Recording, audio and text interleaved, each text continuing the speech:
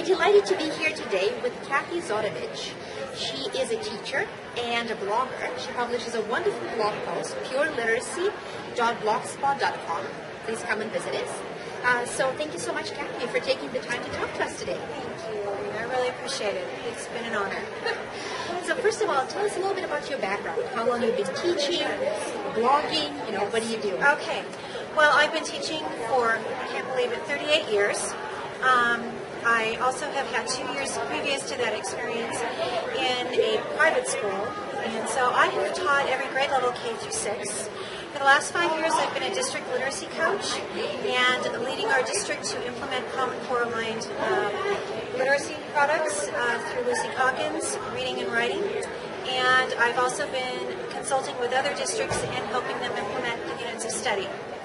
Okay, wonderful. So tell us a little bit about your perspective on the importance of teacher-parent communication. How important is it for parents to be involved, to be informed? How can we help? That is an integral and vital part of our school system. I think that we need to approach our students and our children and our families as a three-pronged approach. That we have parents involved, students involved, and educators involved for the best of our students. And I think it's vital that we communicate with our parents in a way that's timely, that's relevant, and is something that will be very user-friendly for our parents to be able to access. And SimplyCircle provides that. And I'm really, really excited for you that you're developing this. I think it's going to be so beneficial to so many families. Wonderful. So let's say as a parent, I want to be the best parent, the best partner for you in our children's education. What can I do as a parent to help my child, to help you as a teacher? I think that it's really, really, really important that you are involved in your students' educational life. And so that said, with so many parents who are working multiple jobs and so many families that have so many commitments, to be able to communicate through your platform with parents and teachers to find out if there's something that they can do at home to be helpful. I've had many families where moms and dads are working and they are not able to come in and volunteer, but they're very, very willing and able to do things at home and are anxious to do so. So I would really appreciate being able to communicate with families in the way that you're providing so that we can say, gosh, I need a little extra helping hands with this. And so parents can be a part of what's going on. I think it's very, very important and impactful for our students' educations as well. That's great advice. So obviously you're a literacy expert in particular. So what can we as parents do on that front? On that front, I would say that I'm very passionate about literacy, and I feel that our children need parents to be involved in reading to them from day one.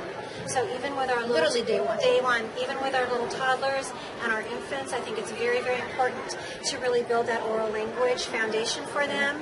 I ran into a parent the other day in the grocery store and holding a little infant in her hands and arms, and she was communicating with the infant, and I thought this is the most impactful, powerful thing that you can do is really start building those foundations for students to then build on in writing and reading. So reading to your children every night is super, super vital. Wonderful. So obviously you have a lot of experience teaching to kids at different grade levels. What advice would you give to a new teacher who's just starting out, teaching kindergarten, teaching first grade? Well, it's funny you say that because one of my responsibilities was to train all of our new incoming teachers for the last few years.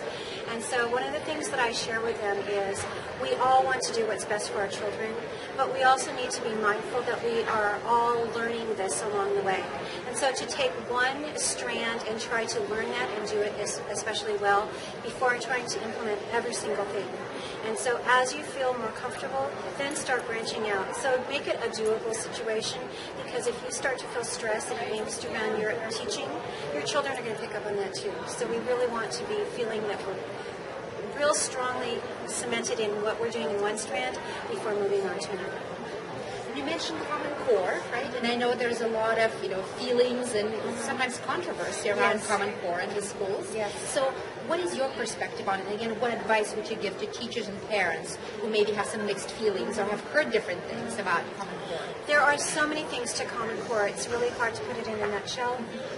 However, I think that it's so impactful that we're working through the context of critical thinking and providing our students some real strong learning strategies around doing so. And so I would really, really ask parents to be aware of what those strategies are that they can support at home, in terms of not just asking your student what is 2 and 2, but how do you know that and can you prove that to you. And the same thing is true in reading and writing. Not just take something at its literal, but to really show evidence in what they found in their reading to support their opinion about something. And I think that's really going to build our children into a fantastic society later on with these critical thinking skills that they're going to be taking on through the 21st century. Last question.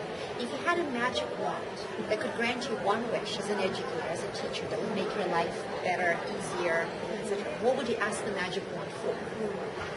More time for educators.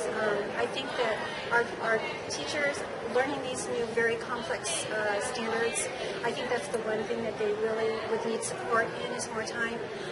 One of the things that will provide that is the service that you're providing, because it's going to free up that managerial position from them, and that will allow them to spend more time researching and really working for the benefit of our students, because that's what we are here to do.